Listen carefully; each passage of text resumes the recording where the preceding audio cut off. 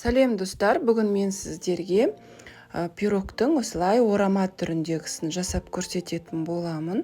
Дәмі ерекше болып шығады. Видеоны соңына дейін қараңыз. Ең алдымен ұнымызға тұзымызды саламыз және де жылы бөлме температурасындағы суымызды, ерітілген сары майымызды қосып, қамыр илейміз.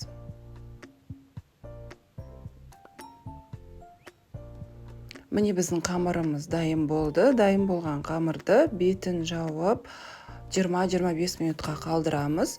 25 минут өткеннен кейін қамырларыңыз жұмсарып, әдемі болып тұрады.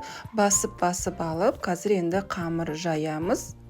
Қамырды өте жұқа етіп жаясыздар. Жайғанда да сопақша етіп жайсаңыздар да тіпті жақсы болады.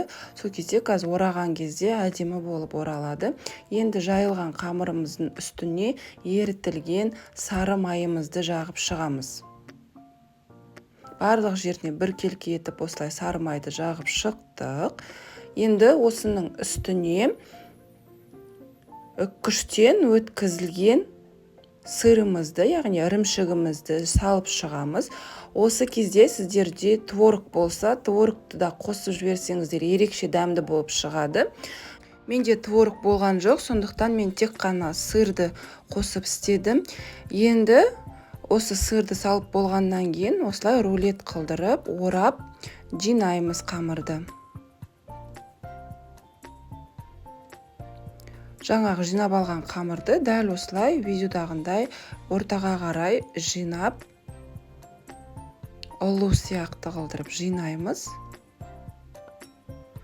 Міне қамырымыз жиналды. Енді қазір осының үстіне жұмыртқаның сарысын жағатын боламыз.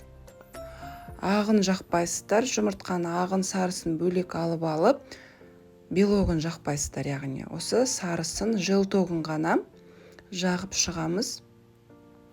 Қалауларыңызша үстіне кунжут сепсеңіздер болады. Егер кунжут жоқ болса, онда осылай бірден алып пісіре берсеңіздер де болады. Енді осы пирогымызды алдын ала қызып тұрған 180 градуста 25-30 минут қызарғанша пісіріп аласыздар. Міне дәл осылай қызарып әдемі болып піседі. Бұл пирогты ыстықтай жеген дәмдірек болады. Арасындағы сыры барлығы езіліп тұрады. Ыстықтай жесеңіздер. Әдеттегіндей видеоның соңында менің рецептіме лайк басып, комментарий қалдыруды да ұмытпаңыз.